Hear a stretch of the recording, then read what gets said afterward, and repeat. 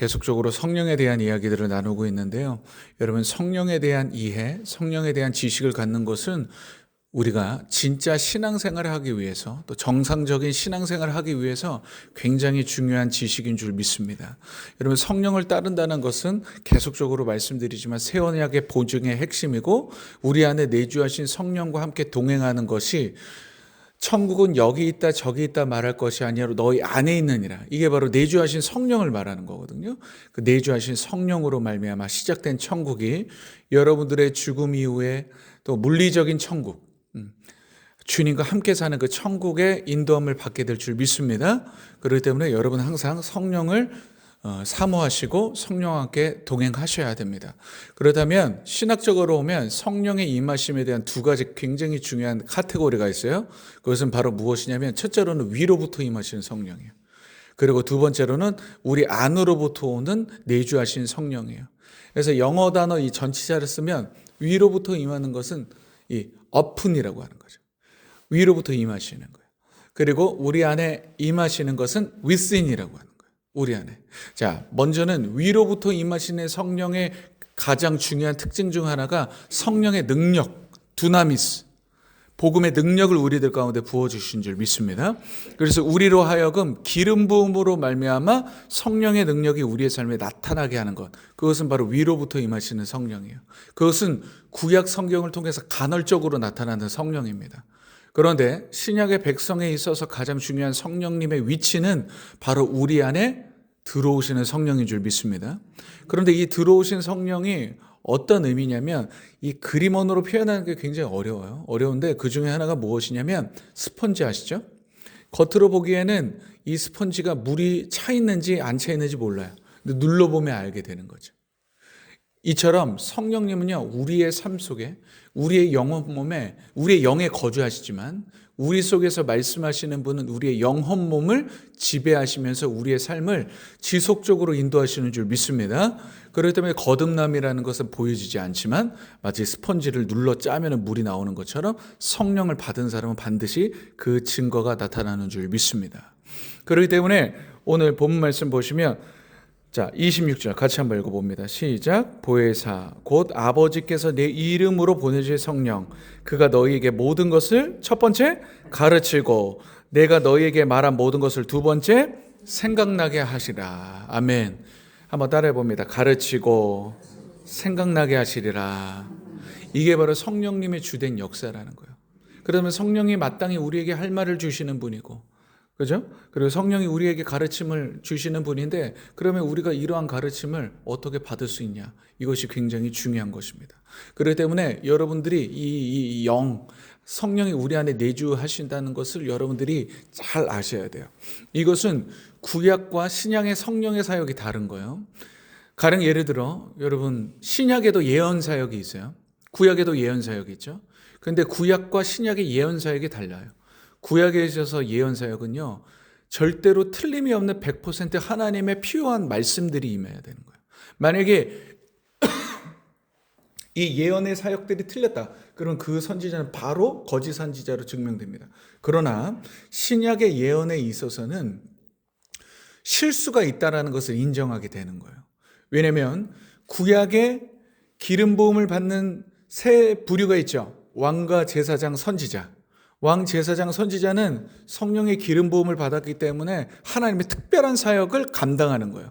그런데 신약의 시대는 요엘서의 예언과 같이 성령이 만민에게 부어진 줄 믿습니다. 그런데 만민에게 부어졌기 때문에 이제는 더 이상 우리가 예언적 기능들이 절대적 위치를 갖지 않는 거예요. 그래서 우리 많은 성도님들이, 우리 신령한 권사님들, 신령한 목사님들 보면은 막 예언사역 하시는 분들이 있는 거예요. 그런데 그 얘기를 딱 들으면요, 어떻게 되냐면 내주하신 성령과 신약의 이런 성령의 개념들을 모르니까 말에 묶여버리는 거예요. 말에 묶여버리면 어떻게 돼요? 풀려나오질 못하는 거예요. 신약에 있어서의 예언적 기능 중 가장 중요한 게 뭐냐면, 내 안에 계신 성령님이 마지막 컨펌을 하는 거예요. 믿습니까? 누군가가 얘기했다고 그 말 따라가면 안 됩니다. 누군가 얘기했다고 예언 따라가면 안 되는 거예요. 그 말은 내 안에 계신 성령의 마지막 컨펌을 기다리고 있는 거예요. 자, 이걸 구체적인 예로 들어볼게요. 제가 어떤 문제가 있는데 그 문제를 두고 막 기도를 하고 있었어요. 그런데 이 문제를 두고 기도하는데 하나님이 이런 응답을 주시는 것 같아요. 그런데 어느 날 나를 위해서 기도하시는 어떤 분이 오셔서 내가 받았던 응답이랑 똑같은 이야기를 하는 거야. 그러면 두 번째 컨펌이 되는 거잖아요. 그러면은 뭐가 있으면 영의 공명이 일어나는 거야. 이거 지금 주님이 말씀하시는 거구나. 그럼 어때요? 그것은 따라가면 돼요. 그런데 내 안에 하나님께서 주신 응답들과 뭔가 사인들이 있는 것 같은데 어떤 분이 나한테 예언적인 말들을 해주는 것 같은데 그 말이 영의 공명이 하나 불편해. 그럼 받으시면 안 되는 거예요. 믿습니까? 이것들이 분별되지 않으니까 어때요? 이런 성령에 대한 내적인 지식들이 없으니까 어때요? 소울 타이, 혼이 묶이는 거예요. 혼이 묶이니까 이상한 목사님들이 성도들을 말로 묶는 거예요. 말로 묶어가지고 영혼을 자유롭지 못하게 하는 거예요. 응? 제가 그래서 예언 사역만 공부를 2년 했어요. 공부를 2년. 왜냐하면 이게 지금 몇몇 소수의 교회들은 굉장히 이 이단적인 이 소울 타이들이 굉장히 많이 나타나기 때문에 제가 이것들을 공부를 한 거예요. 그렇기 때문에 여러분 꼭 기억하세요. 여러분들이 내주하신 성령을 분명하게 받고 구원받은 백성이라면 여러분 스스로가 응답을 확증하시길 바랍니다. 아멘? 제한무리 목사님이라고 무턱대고 믿고 따라가는 거 아니라는 거예요. 이런 것들이 굉장히 중요한 지식들이다. 자, 제가 조금 흥분을 했습니다. 우리 사랑하는 분일교회 성도님들은 제가 장담할 수 있는데 이론 설교 어디서 잘 못 듣습니다, 여러분. 그래요, 안 그래요? 아멘 좀 하세요, 빨리. 아멘이세요? 제가 제목해 하려고 하는 게 아니에요. 저는 1차적인 목적은 여러분들을 다 천국으로 인도하는 겁니다. 여러분들 천국으로 다 인도하고 정말 여러분들이 정상적이고 더 건강한 신앙생활을 하기 위해서 돕는 자로 제가 이 자리에 온 줄 믿습니다. 그렇기 때문에 여러분들이 이 말씀들을 잘 들으시길 바랍니다. 자, 그렇다면 성령이 우리 안에서 어떻게 말씀하시는 것을 들을 수 있는가? 또 때로는 성도님들 중에 이런 말씀을 하시는 분이 있어요. 목사님, 저는 성령의 음성 듣는다는 게 도대체 뭔지 모르겠어요. 이렇게 말씀하시는 분도 더러 계세요. 이것은요, 심각한 문제를 낳게 되는 거예요. 둘 중 하나예요. 첫째, 그 성도님들이 구원을 못 받은 걸 수도 있어요. 왜냐하면 구원받은 증상은 반드시 보증으로 성령이 안에 계셔야 되기 때문에 만약에 성령님의 음성을 듣지 못한다. 그러면 구원을 체크하셔야 돼요. 구원을 체크해야 돼요. 두 번째, 내가 아직 영적인 수준이 갓난아이기 때문에 성령의 음성을 분별하지 못하는 문제들이 있는 거예요. 그러니까 성령은 언제나 우리들 가운데 여러 가지의 제스처들로 여러 가지의 상황과 환경을 통해서 때로는 내적인 음성을 통해서 말씀을 통해서 설교 말씀을 통해서 때로는 지나가는 누구를 통해서 말씀하시는데 그것을 캐치하지 못하는 거죠. 그러니까 성령의 음성이라는 것은 분별의 문제가 될 수 있는 거예요. 믿습니까? 그러니까 분별을 해야 되는데 내가 무언가를 기도했다면 하나님께서 내게 주실 응답을 기대하고 나아가야 되는데 그 기대감이 없는 거예요. 그러다 보니까 성령의 음성을 분별하지 못하는 문제들이 생길 수 있다는 거예요. 전자가 아니길 주님의 이름으로 축복합니다. 여러분들이 만약에 진짜 구원을 못 받아서 성령의 음성을 못 듣고 있다. 문제가 되는 거예요. 그것은 여러분들이 진짜로 예수의 피를 힘입어 구원받는 주의 백성이 되길 주님의 이름으로 축복합니다. 신학교를 가도야 구원받지 못한 교수님들이 많아. 제가 경험해 보니까. 그러니까 성경을요, 자기의 혼으로만 해석할 수밖에 없는 거예요. 혼으로만. 제가 예전에 감리교회에서 사역을 했어요. 이런 얘기 해도 되나 모르겠어. 어쨌든 제가 이름만 대도 아는 목사님, 그 목사님이 시무했던 교회에 제가 거기서 전문 찬양 사역을 했습니다. 거기 사역을 했을 때 거기에서 만난 이제 전도사님들이 있잖아요. 유치부 전도사님도 있고 중등부 전도사님들이 있어. 근데 저는 완전 복음주의로 이제 성경에 오류가 없다는 것을 완전히 믿기 때문에 그것을 믿고 하는데 여러분 이 감리교 신학이 굉장히 어려운 것 같아. 이런 얘기를 해요. 신학과 신앙을 다르다. 이런 얘기를 해요. 신학은 학문적이고 신앙은 다르다. 그래요, 여러분 절대 그렇지 않습니다. 신학과 신앙이 어떻게 달라요? 신학은 하나님이 누구신가에 대한 나의 질문이거든요. 그런데 내가 그것을 배우지 못해. 그것을 배우지 못하고 신앙이 어떻게 건강하게 선다는 거예요. 그러면서 저랑 친하게 지냈던 그 교회의 부목사님이 자기가 첫 수업을 들었는데 깜짝 놀랐대. 자기는 뜨거워진 마음으로 한대. 첫 수업 때 첫 교수님이 한 말, 아직도 예수가 부활한 걸 믿는 바보들이 있나? 그게 첫마디였대. 예수가 부활한 걸 믿는 바보들이 있나? 그게 첫마디였다는 거예요, 여러분. 응? 그러면서 현대의 신학은 어떻게 하냐면 예수의 부활의 역사적 사실이 중요하지 않는 거예요. 뭐가 중요해요? 예수의 부활이 나에게 어떤 의미가 있는지가 중요한 거예요. 거의 뭐 마리아 방구야. 마리아 방구야. 역사적 사실 중요한 줄 믿습니다. 예수님의 죽음과 부활은 역사적 사실인 줄 믿습니다. 근데 그것을 부정하는 거예요. 그러면서 내게 이 신앙이 어떤 의미가 있느냐? 여러분, 제가 진리의 검을 그래서 날카롭게 가질 수밖에 없는 거예요. 전에 어떤 청년이 설교를 들었나 봐요. 설교를 들으면 저한테 피드백을 해주는데 뭐라고 했는 줄 아세요? 듣고 너무 신선했어. 목사님 설교를 듣는데 사무라이가 칼을 들고 있는 것 같더래요. 사무라이가 칼을 들고.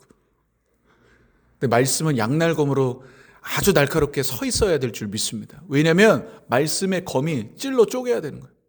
찔러 쪼개야 되는 거예요.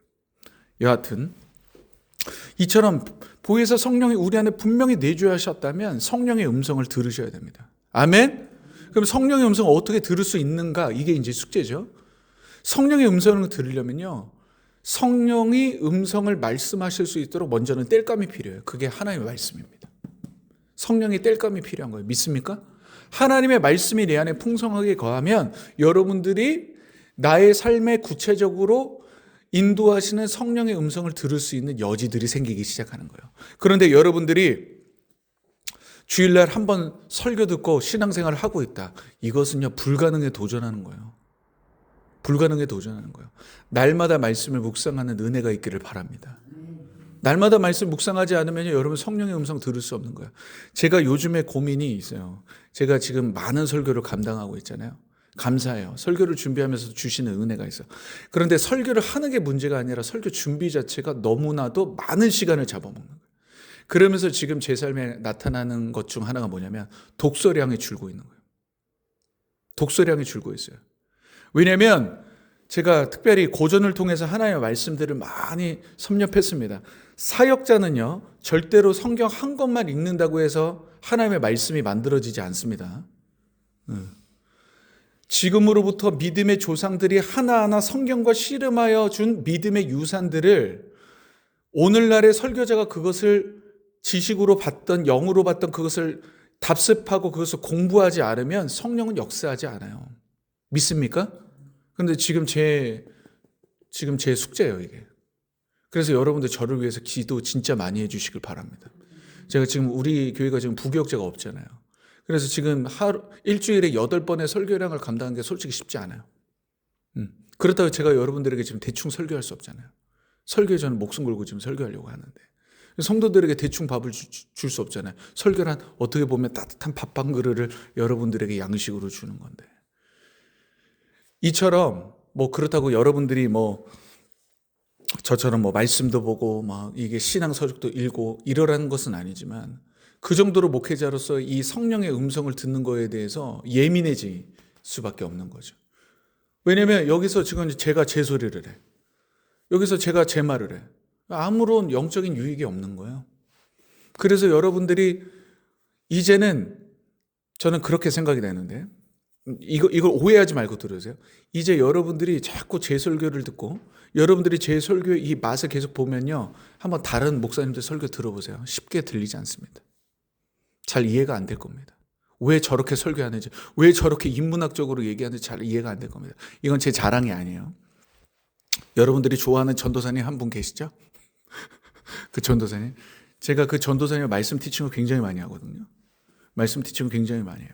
청년부 회장일 때부터 말씀 티칭을 많이 했어. 왜냐면 얘는 사역자야 돼야 되기 때문에. 그리고 얘가 딱 보니까 제목이야.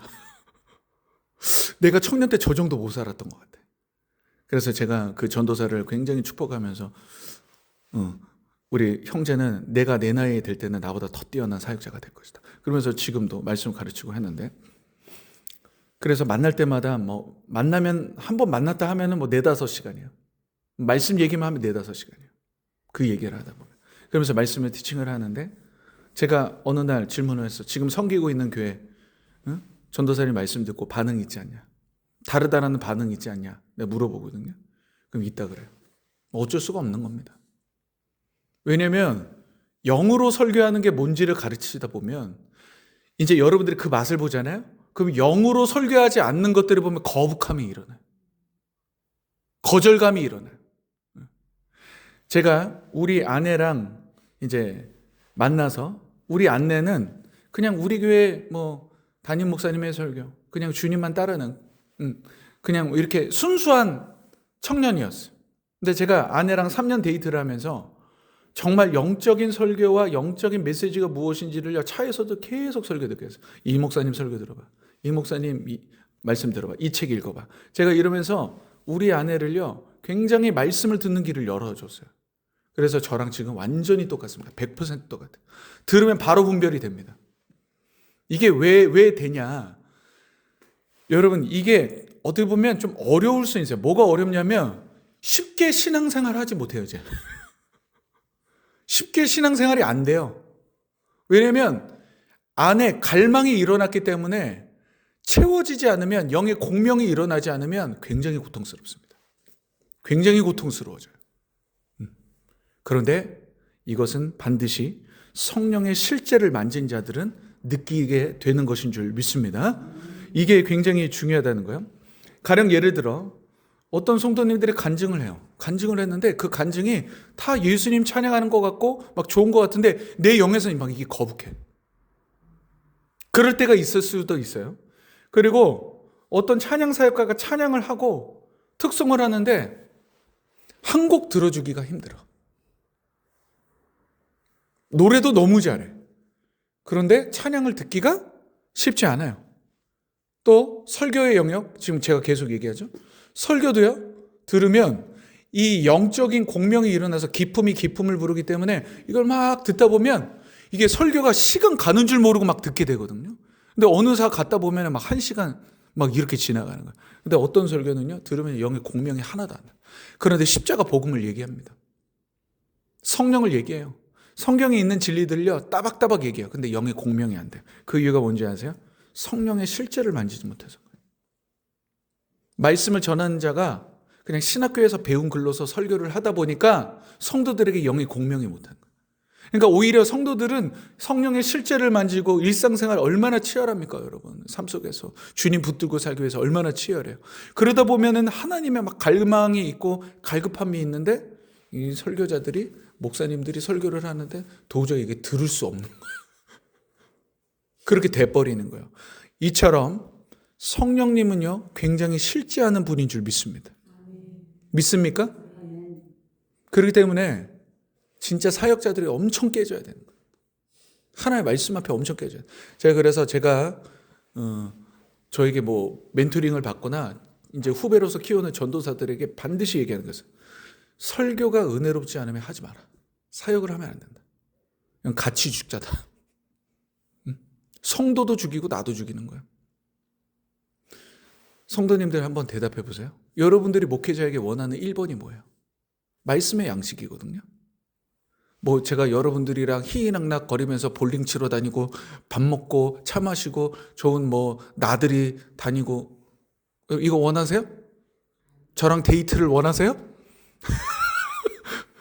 응? 저한테 잘 보여드리면 1일 데이트권을 주겠습니다. 그거 원하세요? 아니에요. 진짜 내 영혼을 살릴 수 있는 말씀 원하잖아요. 아멘. 그러려면 목회자가 깨지는 수밖에 없는 거예요. 목회자가 하나님 앞에 날마다 죽음에 넘겨지는 수밖에 없는 거예요. 믿습니까? 근데 그게 안 되는 거예요. 그게 안 되는 거예요. 지금 우리 이 새벽기도 오신 성도님들 신앙생활 거의 다 20년 막 이렇게 넘게 하셨어요. 수많은 목사님들 만났을 거예요. 수많은. 그 중에 여러분들 진짜 영의 설교로 내 영혼을 깨는 목사님들 아마 손에 꼽을 겁니다. 안 되는 거예요. 이게 안 되는 거예요. 안 되는 거예요. 왜요? 진짜 하나님 앞에 말씀에 붙들려 진짜 성령의 음성을 듣기 위해서 발버둥 치는 목사들이 그렇게 없는 거예요. 그러니까 줄 게 없는 것이죠. 여하튼 오늘 갑자기 또 아무튼 이 시대 목사님들이 깨어나기를 주님의 이름으로 축복합니다. 목회자 세미나가 아닌데 어쨌든 지금 그 정도로 여러분 중요하다는 것을 여러분 꼭 기억하시길 바랍니다. 그런데 이제는 여러분들의 입장에 돌아서 저희만 그럴까요? 아니요. 여러분도 똑같습니다. 영혼을 강력하게 세우는 두 가지의 무기가 있어요. 그 중에 하나가 설교죠. 그런데 그 중에 또 하나가 뭐냐면 상담입니다. 저는 여러분들의 삶의 지경과 여러분들의 삶의 지경을 통해 만나는 영혼들이 여러분들의 말 한마디에 살아나는 역사가 있기를 주님의 이름으로 축복합니다. 근데 그게 성령의 역사라는 거예요. 어느 순간 딱 알게 돼요. 지혜가 딱 발동하고 계시가 발동하면 이 성도들이 이 성도에게 지금 필요한 말씀이 뭔가를 깨달아질 때가 있어요. 할렐루야. 그리고 성령이 진짜로 이렇게 역사를 하시잖아요. 그 성도에게 역사를 하시려고 하잖아요. 그럼 어떤 역사가 나타나냐면 그 성도가 표면적으로 뭔가를 막 얘기해요. 그런데 성령은요, 표면적 말이 아니라 그 성도의 이면적 말을 듣게 하세요. 할렐루야. 말하는 게 전체가 아니라는 걸 알게 되는 거예요. 말하는 거 한 30%는 얘기하는데 속으로 말하지 않는 70%를 깨닫게 하시는 거예요. 그러면은 상담을 하다 보면 표면을 건드는 게 아니라 본질을 건들다 보니까 때로는 성도님들이 대화를 하다가 눈물이 팍 터져. 본인도 몰랐어. 본인도 이것 때문에 힘들었는지 몰랐어. 근데 성령이 역사를 하시니까, 성령이 그 영혼을 강타하니까 말하지 않는 그 70%, 자기도 몰랐던 것들이 막 생각나면서 막 깨지게 되는 거예요. 할렐루야. 이게 바로 성령의 역사인 줄 믿습니다. 성령에서. 그래서 성령은 우리에게 가르치고 생각나게 하는 영이다. 그래서 여러분들이 항상 말씀의 사람이 되길 주님의 이름으로 축복합니다. 하나님의 말씀은 좌우의 날성검보다도 예리하여 우리의 영과 혼과 및 관절과 골수를 찔러 쪼개기까지 한다. 자, 말씀이 들어가면 어떻게 되냐면 관절이 뭐예요? 관절은 뼈의 위아래예요. 골수는 뭡니까? 뼈의 안과 박이에요. 영과 혼, 내가 지금 영으로 사는지 혼으로 사는지를 찔러 쪼개는 게 말씀의 역사라는 거예요. 근데 그 말씀의 검이 성령을 통해 나타나는 줄 믿습니다. 그런데 성경을 보니까 그 찔림의 두 가지의 형태가 나와요. 첫째로 사도 베드로의 설교를 듣고 오순절 마가의 다락방에서 그들이 마음에 찔려 어떻게 했어요? 어찌할 거 이러죠. 회개에 합당한 열매를 맺으면 회개로 나아가는 거예요. 그런데 스데반 집사의 설교를 듣고 그들도 마음에 찔렸어요. 그런데 그 다음 반응이 완전 반대죠. 귀를 막고 일제히 달려들어 돌을 치는 거예요. 마음에 찔리는데 어떤 성도님들은 찔렸어. 근데 듣기 싫은 거예요. 듣기 싫은 거예요. 귀를 막아요. 근데 어떤 성도들은 말씀이 검이 찔리니까 어때요? 어찌하고. 이게 바로 찔러 쪼개지는 거예요. 구약의 제사는요, 그냥 드리는 제사가 아니에요. 각을 떠서 드리는 제사였어요. 왜? 그냥 드려도 되잖아요. 그런데 왜 각을 떴을까요? 이게 다 말씀의 검의 의미가 있는 거예요. 말씀은요, 자꾸 우리를 나눠줘요. 말씀의 검이 딱 들어가니까 어때요? 이거 내 생각이었네? 이거 지금 내 뜻대로 하려고 했었네? 이것을 교정시켜주는 게 말씀의 영인 줄 믿습니다. 근데 그게 바로 성령님이라는 거예요. 할렐루야. 아멘. 오늘 이 새벽이지만 굉장히 중요한 얘기를 많이 한 것 같습니다. 자, 27절 같이 읽어봅니다. 27절 시작. 평안을 너희에게 끼치노니 곧 나의 평안을 너희에게 주노라. 내가 너희에게 주는 것은 세상이 주는 것과 같이 아니하니라.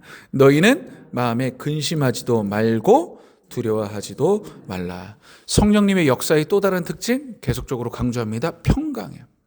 하나님은 항상 평강을 통해 일하신다. 이것을 꼭 기억하시길 바랍니다. 만약에 여러분들의 삶이 좀 불안해요. 조급해요. 막 시간이 다가와요. 그럼 저도 여러분 제 성이 뭐예요? 최 씨잖아요. 최 씨는 급해요. 할렐루야. 최 씨는 고집이 세. 그래서 맨날 어디 가도 뭐 최고집 짜장 이런 게 많더라고요. 뭐 70, 30년 고집. 근데 하나님이 많은 연단으로 저를 부드럽게 만들어 주셨어요. 할렐루야. 더 부드러워져야 될 수도 있지만 어쨌든 여러분, 우리의 이 급함을 제어할 수 있는 영도 성령님이세요. 그럼 성령님의 역사의 특징은 뭐냐? 맨 처음에 문제 때문에 다급해요. 어려워요. 이거를 빨리 해결할 수 있는 막 다양한 방법들을 막 찾아가요. 그런데 성령의 역사예요? 그러면요, 이 문제가 힘을 잃어버려요. 그래서 어떤 마음이 드냐면 하나님이 하시겠지. 아주 간단한 마음이 돼요. 하나님이 역사하실 것이야. 그리고 마음의 평안을 누리니까 조바심이 나지 않아요. 조급해하지 않아요. 평안 가운데 하나님의 역사하심을 기다리게 됩니다. 할렐루야. 이것이 바로 성령의 역사인 줄 믿습니다. 그렇기 때문에 어떤 문제든지 꼭 기억하세요. 내적인 돌파가 먼저 돼야 돼요. 평안을 찾으셔야 돼요. 아멘. 평안을 먼저 찾는 게 1번이에요. 그리고 두 번째, 그 평안 가운데 하나님이 주시는 전략을 알아야 돼요. 아, 하나님이 이렇게 하라 하시는구나. 그럼 그 전략을 따라가면 여러분 성령의 음성을 100% 듣고 따라가는 것인 줄 믿습니다. 여러분, 이것은 영적인 원리입니다. 하나님은 6,000년의 시간 동안 이것을 한 번도 변개치 않고 믿는 자들의 삶 속에서 이렇게 일하셨어요. 이것을 꼭 기억하시길 바랍니다. 편법 쓰면 안 됩니다. 여러분, 하나님 앞에 제일 안 좋은 게 잔머리 굴리는 거예요. 꽤 쓰는 거예요. 꽤 쓰는 거예요. 꽤 쓰지 마시길 바랍니다. 정도로 가시길 바랍니다. 성령님이 여러분 안에 계심을 믿고 그분의 음성을 더욱더 선명하게 듣는 은혜, 성령님의 음성을 잘 분별하는 그런 은혜가 있길 주님의 이름으로 축복합니다.